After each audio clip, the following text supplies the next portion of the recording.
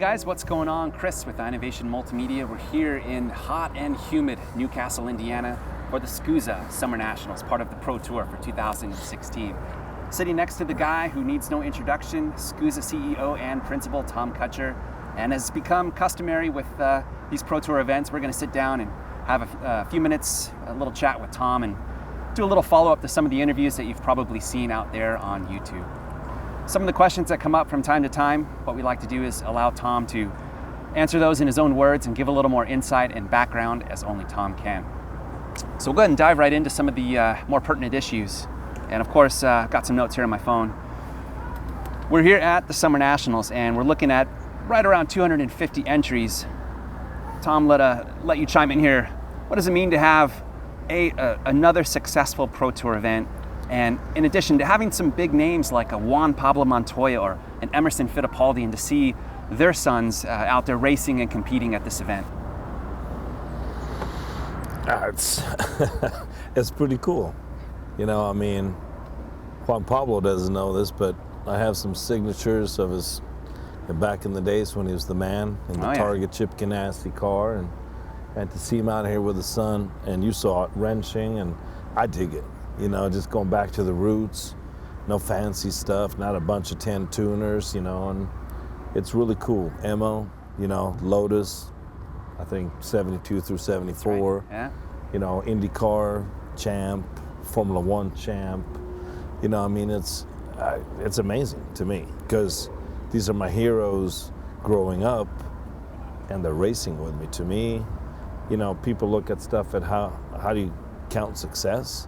Success to me was Michael Schumacher racing with us, or I got Emerson Fittipaldi over here racing with his kid, and watching this whole interaction with their kids and just being dads and really racing. I'm honored, to be honest with you. It really is neat, and as you just said, just to walk by the pits and to see them literally with their greasy hands and getting under the cart and adjusting stuff, it's really quite neat to see, because they don't come in with an ego. There is no prima donna status. They're there just one of the guys getting their hands dirty, so it's pretty cool to see. It is, and if we go back and we look at the days of all these guys from Schumacher and, you know, and down the road that we've had through the years, they are all involved. I mean, I don't know if you remember watching Michael absolutely wrenching, jumping in that seat, was not happy, need this. Robazzi's over here. And, you know, through the years, we've watched these IndyCar drivers and Formula One drivers and what we have, and watching them get it, you know, just get down to the simple. And the thing that I really like about this is they really don't get, nobody's bothering them. So There's true. nobody signing anything. Yeah. They're getting to race and be themselves and hang out in shorts and a t-shirt, and it's got to be good for them. I think so. But I love it. Yeah. I love it. And of course, I mean, one of the big takeaways from Phoenix was the question that was lingering and regarding the engine impound. And since that time in Phoenix, we've had some results and a little bit of controversy with the results of that impounding. And want to let you clarify a little bit to kind of explain to the people at home who may still have a little confusion as to what exactly happened. Of course, now the results are out. There was confiscation, and one of the engines was ultimately found to be non-compliant. Seemed to raise quite an uproar, but I want to let you just chime in a little bit about that and add a little more clarity now that we can, and kind of what your thoughts are on the future of the program and how we can improve on that. Well, as you know, if you go back to the days in, let's see, I think I saw some sheets of Alex Barron's 1999, or in 99 or 2000, his dyno sheet and a dyno sheet today, our built motos that we were running back there, and the dyno, on the dyno back then in 2000, let's say 2000 through 2003, and today's stock combination package, because it's the best part of any year from 94 to 2001, they're putting out very close numbers.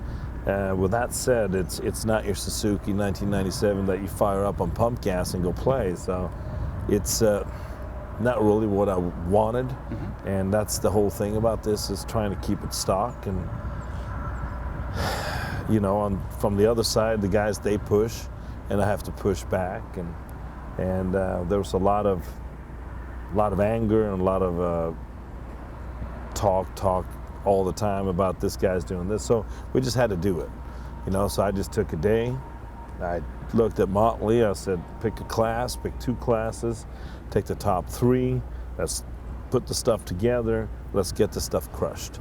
You know, so and so is doing this, so and so is doing ignition, so and so is doing that. So when we did that, we took it to a little further step, and we cut the cylinders, and we had to get into it, and lo and behold, we try to keep it low key. I didn't really want any names. I didn't really want any motor name, builders names, but everybody kind of knew who it was, and the counterattack from their side was, you know, this is how they all come. They all look this way, which is a bunch of baloney. So we had to come back and say, no, here's your cylinder, here's this. Do you see any difference? You know, that's one's a 0 and one is a, you know. So had to do it. It's done. And from here on in, we're coming up with a couple systems that we can do to try to keep the stock Honda running, the stock Honda. And then same thing goes with the IAME product, you know. You give them something, and before you know it, they're putting something else in it. So sure, it's their job, but our job is to make sure it is as, try to keep it simple and clear, but it's not that easy, man. And everybody complains about this tech, and we're trying to oversee it with the best people that we can, and get tougher and tougher. And it's, you know, just so the people at home know, to kind of add a little clarity, it's, you originally went to look for one thing and found something else entirely. And I think the analogy that I've given to people is, you know, if it's sort of a random car inspection and they're looking for drugs and they find illegal weapons. In the case of this particular engine builder, is people were confused because the text read that they were originally found innocent, and that was sort of a misconception in the fact, yes, they were not, they were found innocent. There was no evidence of re-Nikasil or aftermarket coating. However, there was some illegal grinding found, deemed to be non-compliant. Yeah, and the complaints were the re-Nikasealing and, you know, redoing after the re-Nikasealing and cleaning up and doing this, that, and the other. That was the number one complaint. So when we looked into that, yes, that was cleared, but that was it. So when somebody said, yeah, we were cleared and they're not cleared, no. We cleared the bottom end and sent it back to them and said, this is clear, and we held the cylinders and said, this is not clear. Sure. And to your point, I mean, it is something that racers are going to be racers, and they're always looking for that competitive edge, and they're going to push those limits as much as they can, and your job, of course, is to try to keep that in check.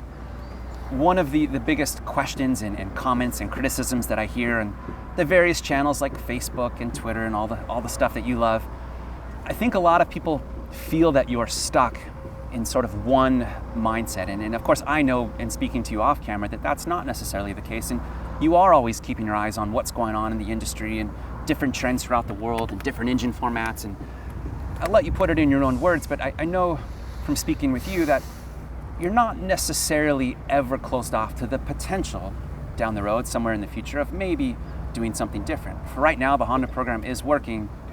Again, you're not necessarily closed off.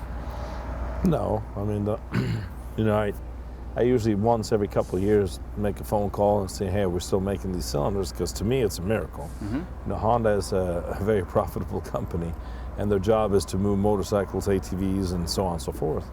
And I'm amazed that they're still making 01 cylinders and 99 and 94 bottom ends, and the combination that we use for this product.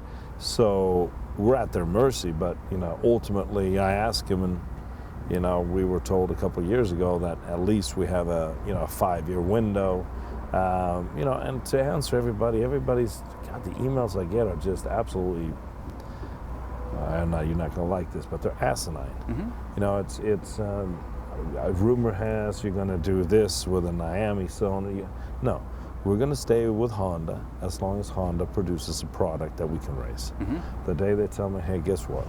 We're going to start running out of parts. This program is not going to work. We're going to have to look at something different. And just to play devil's advocate there are the people who have been vocal online, for better or worse, to say, well, there's manufacturing defects at Honda, and the cylinder I bought is you know, messed up to begin with. And thus far, those claims have been unsubstantiated. We've had tech looking into that. But to your point, and not to put words in your mouth, if and when the cylinder is ever deemed something that cannot be raced, there is a backup plan.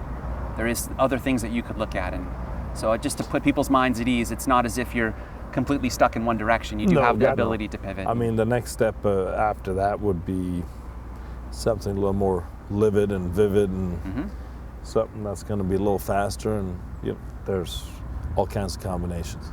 Sure. And to your point, just to take it off topic for 1 second, we are, as many people know who are watching this, in the middle of an election cycle. And to some degree, I can't help but relate that process to what you must be going through, because no matter what you do, 50% of the people are going to hate it and 50% of the people are going to love it. And in some ways, it's not unlike a politician. If tomorrow you said, guess what, guys, we are going to go IAME KZ, you would be crucified for being, forcing this agenda.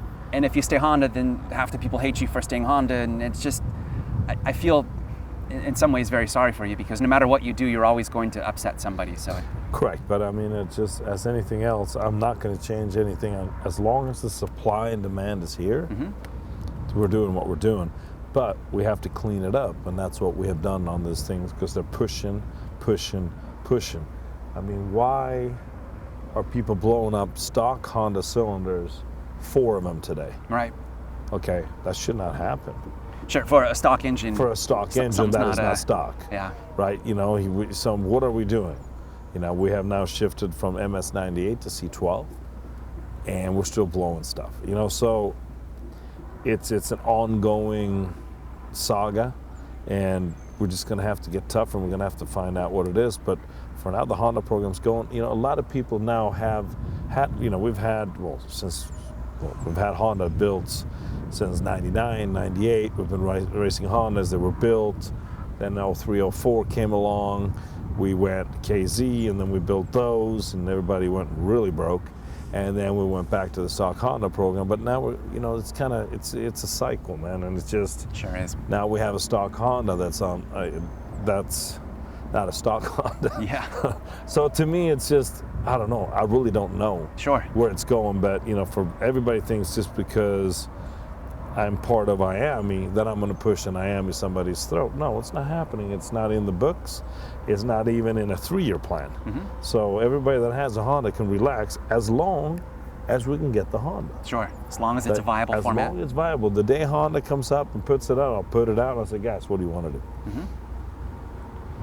So switching gears, keeping within the engine context, let's move on to IAME. The format and then the engine model, it just seems to be gaining more and more momentum. I've heard nothing but positive reviews. People seem to really like it at the senior level, at the master's level, the junior level. Just let you put it in your own words, but it's really neat to see, and it seems like the dealers are happy, the customers are happy, and it's really an unbridled success. It's way more successful than I thought it would ever be. Right now, SKUSA started as a shifter program, as you remember. Sure. And I have to say, right now, IAME is probably 70% of our business, and 30% is Honda. Everybody's very excited about both the cadet program. The junior program is actually just booming. But I don't know if I forget what class it was the other day, but the top 30 were within 0.6 of a second or something like that. So there are no $15,000 motors or $50,000 motors. And again and again and again, your money is no good. You're not going to buy the motor that's going to beat everybody. You're going to have to beat them. That's right. And with the claiming rule, and it is just actually flawless. It is going way better than I thought. It's funny, I heard somebody mention a comment on Facebook that the passing is tough and the driving's aggressive because the engines are so equal. And I think they meant it as kind of a jab, but to me, I almost read it as a compliment. That's the whole point, at least for me as a former racer. I mean, anytime you have parity within engines and people are so close together, to me, that produces the best show and the best entertainment. When is the last time you went to one of these things and saw somebody running away, with the 3-second lead or 6? It does not happen. Yeah. That must have been Andy Seesman commenting on that, because there's no $30,000 motors in here. And to kind of take it one step further, the format is really compelling, but it doesn't stop there. I mean, I know I'll let you kind of elaborate on it, but overseas they're doing some interesting things, and there's other IAME products that could be maybe making a debut at the SKUSA level, and maybe even some world events, and I'll let you kind of touch on that. But for those who are invested in the IAME format, there is light at the end of that tunnel, and other things that they can do to take it even that much further. Yeah, we've always talked about it for years and years about here as we grow, we've gone from mini Swift into micro mini. So we divided that, so you can now, like somebody said, when you're 7 years old and you're 13 years old, you're thinking about two different things. Right. Right? Let's just leave it at that. But you're racing together, and one's in second gear, and second grade, and one is in sixth grade. It makes no sense that these two people are on the track at the same time. Right. Right. And it wasn't until Rob actually explained to me, but he said it in a little different way that I can't really put on camera. But so when we split it up, now we have these two different, yes, it's not always, one's younger, one's lighter, one's heavier, one eats more, I seem to get from certain states, they're a little heavier than other people, and they seem to be the same states. I'll just leave it at that, so I don't get any phone calls. But they want to change the rules because they love pizza and hamburger. But the micro mini has worked out really, really well, because we started with the mini and it just boomed, right? If you look at this weekend, I think we have 34 of each or 35 of each. That's almost a full class. Right. That's 80 that we would have had here. Last year we had 40 minis. So that is just impressive, and has grown. That motor is so impressive, and people love it. I mean, the combination is phenomenal. But with that said, the junior program is full. Tag seniors 46. So I mean, you look at the IAME product, people just think it's great racing. It is as close as you can get to racing, and it's been very, very successful. Now back to new products and new items. We're trying, for a long time we've talked about tag senior. So we now have the micro, the mini, the tag junior. So we got a stepping stone. But suddenly we take a 14, 15-year-old guy and we put him in tag senior with Pagano. Sure, your Jay Craigs and your Craigs, yep. And all these guys, and they're like, holy mackerel, man, I ain't gonna win here for 5 years. And these guys, they're clean, but they're gonna race them. That's right. Right? And if they're in their way, they might be, over here by the lawnmower. So there has to be a stepping stone in tag senior, and that's my next goal. And just to kind of elaborate on that, or what you're comfortable sharing, it could potentially be maybe a different format that's a little faster or a little more exciting and quite interesting. It will be probably more of a X30, and nobody even likes to be called amateur, so let's call it X30. But the next step is going to be probably 2 to 3 seconds faster. Okay, so kind of a semi-pro and a professional. A semi-pro and a pro. You have to run 2 to 3 years in this class, and then you go to here, and that's the class. And it's very fast, very sexy. And for those that are invested in the X30 format or IAME format, it gives them that next step where if they've done it for a couple years and they're kind of... And they're getting to the point too. I mean, if you were to go ask Craig or sure, Pagano what's next? Is it getting a little boring? Yeah, it's good racing. Yeah. I'd like to go a little faster. Well, this is definitely faster. Okay. We've been doing it in some other countries. We've tested it. You heard a couple other people, some testimonials. And I think, if we probably introduce it in 2017 on a Pro Kart level, and possibility, at a Supernats level, or roll it out 2018. I don't know yet, but it's going to be an amateur X30, and then it's going to be a big step up to the semi-pro and pro, or pro, and a much faster motor. To that level, for those who even want to go further than that, I know that you've spoken to IAME, who's been a terrific partner, about maybe even sending some American talent overseas to compete against some of the other IAME talent throughout the world. Yeah, what we're going to do is we're actually going to work together. I don't have it all dialed in yet. We got a couple trips to do and a couple things to put down, but in 2017, definitely on the Pro Kart level, SKUSA level, ProTour level, we're going to do some really, really good back and forth. You win here, you go to Le Mans, you go to, so there will be some incredible rewards, and a way to go to Europe and really play the game. Play at the world level. World level, but same product, which we never had. I mean, if you go to any event, it doesn't matter which one it is, you're never, ever going to get the same product. This is going to be a system where it's, you get a chance to go show your talent. driver it's it, chassis setup. So we're going to have some different chassis manufacturers that we're going to work with in Europe, that we can send some drivers over that have a chance to pick which ones they want, mechanics, so on and so forth. It'll be a paid program, and it will be rewarded by what they've done here. That's great. And kind of keeping within the consumable part of karting, the Iveco format and the tire is working terrifically. This is the second national weekend that it's out there on the national karting scene. It's working great.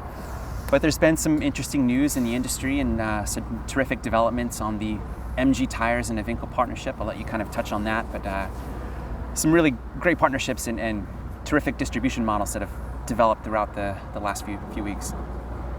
What was your question? So I don't know where you're going with this. Yeah, by the time that this video airs, the news will certainly be out that MG Tires has picked up a new distribution partner.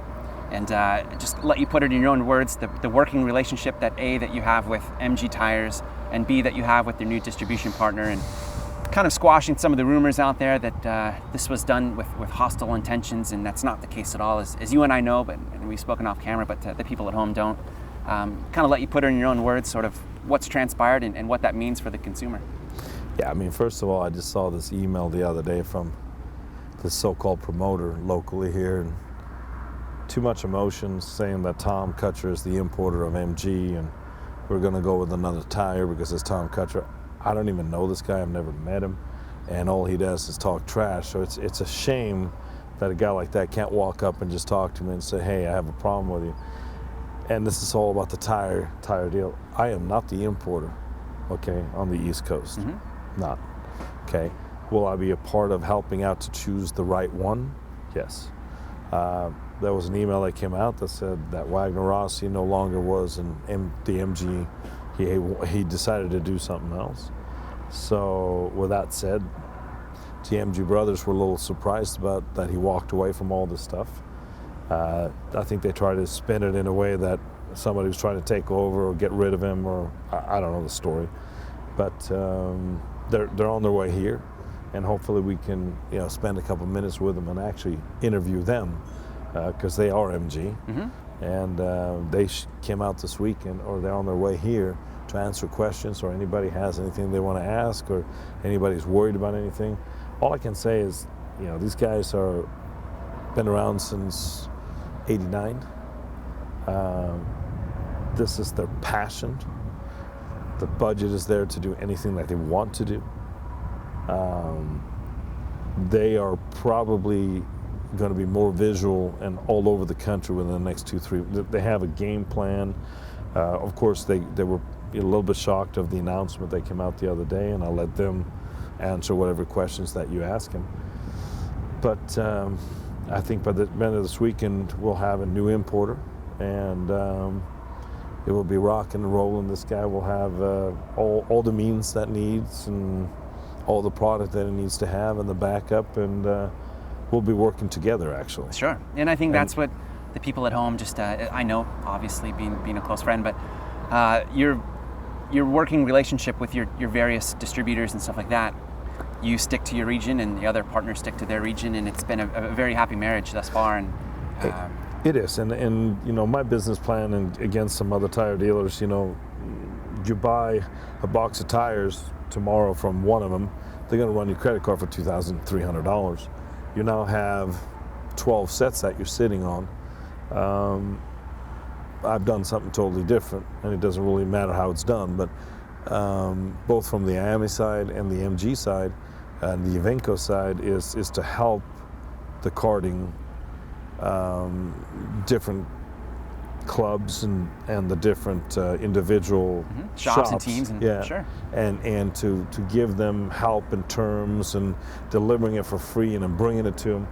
I mean, I shipped out a container here, and nobody paid for it, but I paid for it. But that's fine. I said, all you have to do is just give me an order of what you want, and it'll be there. You're not paying for it. So these guys don't have to tootle the stuff all the way across country. That's right. So, so to answer your question on the MG thing, I've had a great relationship with Wagner, and it took a stop after 15 years. But Wagner introduced the MG tire, and I salute him for that. Bringing it to what it is, and they decided to do both, and he disagreed on it and went somewhere else. So now it's wide open to gain some more momentum, and I think you will see some more, what's the right word? I would say some serious professional outfit coming in and being able to distribute all over the East Coast. And the same principle as what I have. It's like, we'll bring it to you, we will bring it to the race. You don't even have to come, pay, bring. We will bring it, and Sure. we can discuss more about it, but it's going to get, believe it or not, it's going to get better and better, because we're coming up with different concepts of how to do business and how to help the shops. And that's what it's all about. It's just sort of helping, to your point, the teams in the shops, because I very much believe in a bottom-up approach, and if they're doing well, and then the local scene's doing well, and then the regional scene and national scene, and on and on and on. Yeah. So And it grows. It's great. Yeah. Of course, as this event kind of gets underway here with the main events coming, it's probably difficult not to focus on the next big thing, which is, of course, Supernationals 20. And it's hard to believe that it's the 20th year that this event has been going on. Of course, it'll be again at the Las Vegas Convention Center with the Westgate as host hotel. Talk a little bit about what that means. I mean, I started thinking the other day, the first event that you took was Supernationals 10. So it'll literally have been, I think, if memory serves, the 10th or 11th time that you've done this. Talk a little bit about what that means. I mean, It just means 6 months of a lot of work, and it's just tons of work, and if I could change it, I would, but I can't. It's an honor to have the largest race that, like you said, Juan Pablo Montoya goes, we're coming, so-and-so, we're coming, everybody's coming. So we're going to go and do the 20th with a bang, and there's a lot of cool things that we're going to bring out. But it's just so much work behind it. I don't think people understand. It's very easy to get online and criticize somebody because there's too many bumps or there's too many of this. Yeah, this is Las Vegas. They don't let me come in and drive a go-kart before. Right. Okay, so I mean, especially at the convention center with convention center, and this is downtown. This is where, I can't even say the word, but this is where they all hang out. Okay, they will give me that parking lot hour at a time with a security guard because they think I'm gonna steal it. It's amazing. I'm blown away. So for me to be able to drive everything or to what I used to do doesn't work. So we have to kind of go blind, and then when we finally get it put together, we drive it. But the last year, as bumpy as it was, we spent 2 entire nights taking care of it. It was over $10,000 in just getting rid of bumps, right? So we did the best we can. But with that said, I'm looking to go out and do something totally different on the track. I'm going to probably have 2 drivers picked, and I'm going to let them design the track with some, overview. Get some input and get some input. Absolutely. That way, if it's no good, you can blame them. Right. And again, it's the 20th Supernats. So as we spoke one day, you and me were messing around. I figure if it's 20, why not give it 20? So what we're going to do is anybody that has raced the Supernationals in 3 classes, S1, KZ, and Tag Senior or X30 Senior, and has won any of them and is in the same class, has to be in the same class, and a previous winner will receive $20,000 that evening. To win. To win. Yeah, so if, in other words, $60,000, so it's 20 on 20. So if you've won, normally the purse for those marquee classes to win is $10,000. If you are a previous winner in one of those classes and recompete in that same class, and you happen to win, you will get $20,000 as a winning purse. That's pretty serious money. I think it's pretty cool. Yeah, it is really cool. And to me, it's a gamble. It's Vegas. I can lose 60, I can lose nothing. We never know. Sure. But I mean, you guys like, well, we were talking, you were reminiscing. We talked about Gary Carlton. We talked about Conti year before. There's some great chances there. That's right. Of people, even a guy like a Wes Boswell who exactly doesn't get a lot of seat time, but man, how cool would it be? But he would have to enter KZ. Sure, or Jason Bowles, who kind of got that surprise victory. Maybe he hops in a card, and that's kind of the fun of it. It's could you imagine a Scott Speed in an S1? Sure. Right? Previous exactly. Or an Alex Speed. So there's so many potentials, and there's so much fun. And for all you guys that are listening that have been winners of this, or an Alex Barron, right? Oh, sure. All these Memo Gidley, all these studs that came along, to come out and participate. And, there's going to be a lot of memory lane. There's going to be a lot of stuff going on. We're trying to do some things with the Janowski family, the Murley family, that actually started SKUSA. That's right. And give them some tribute, and give them some love, and start. We got some really cool stuff that I think, to me, is important. Absolutely. And just for the folks at home, just so you guys know, a lot of announcements brewing, a lot of stuff that we just can't unveil just yet, but we're pretty excited. And as some of you know, I get to do some of the marketing and creative for the series, so a lot of ideas are on the table, and we'll certainly reveal more as we can, but it's exciting. And all the employees at SKUSA are super pumped about this. It's certainly the highlight of the year, every racing season, but this one in particular, with the 20th anniversary, it's epic. And I think I speak on behalf of everybody. It will be epic, and you're going to spare no expense to as much as you can to make it something memorable for people to really participate in. And the budget on this one is totally different. Yeah, totally different. And that said, really fortunate news to be able to announce a new partnership with VCI. Great, passionate group of individuals from south of the border in Mexico who are just partnering with SKUSA to kind of grow the sport and get the reach out there in their neck of the woods. And talk a little bit about sort of your relationship with them and kind of what it means to have an international company and a brand sort of looking at SKUSA as a way to reach new people and customers, and a little bit about what that means. Well, VCI is a group of individuals from Mexico together with, running the GP chassis, together with Jean-Pierre, which I've known I actually was part of the whole GP thing in the early 2000s. So it's fun for me to see, but they've been coming up here and they love running Pro Tour. So they came to us or to you and said, hey, we want to help, because they know it's a big bill to put this on TV, and they love running this, and so I'm super excited to have them on board. It's and it's going to help everything that we do. And it is great. It's just it's not just a corporation writing a check. These guys are living it, and they're breathing it, and they're under the tent, and they're getting their hands dirty, and it's just a party in there. They've got the music going, and they're having fun, and that's the types of partners, as I know, but the people at home may not. Those are the partners you seek out, the guys that are really genuinely passionate about the sport. Yeah, and if you think about it, let's not, no lie here. Those people could be driving the Porsche Cup all day long, or the Ferrari Cup, or the Learjet Cup. So they are true karting lovers. They go from, when they were trying to do the schedule for next year, they're going from Italy to here, to the Florida Winter Tour to here, whatever it might be, but they kart, and that's just what they love, and this is what they want to do, and they wanted to make sure that they could help out and make sure this thing will always be around for them to come and play. That's great. And of course, it's probably way early in the calendar year, but a few of the teams and drivers have kind of asked and hinted and kind of questioned a little bit about maybe what the future holds in 2017 and what a potential Pro Tour may look like going in the future. And if there's any sort of news or revelations that you may want to share about that, or what you're comfortable sharing or not sharing, people certainly like to know. Yeah. Yeah, if I say something, then I'm the bastard that didn't do it either, right?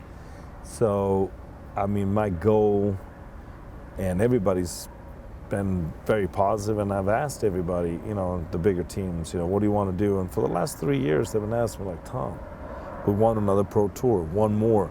There's a demand. The people want to race. They want to come, and it's 250 people, because there's nowhere else there is 250 people today. So, I'm working on it right now to see if 2017 is going to be the year that we can run 3 Pro Tours, but always remember the Supernats is the Supernats, and it was always its own deal back in the days. But to tie it in when we started the Pro Tour, we wanted to make that the big finale.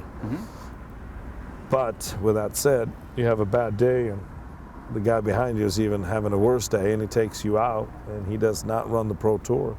You're done. You've ran all year for nothing. So my goal is to run 3 races, hopefully next year, and that will seal the Pro Tour. That is a 6-race deal, 1 drop, and we run into the Supernationals, with our national numbers, banquet, dinners, awards, and things like that. Now we have some time. Now we're not that rushed because we're always rushed to get in and out. Sure.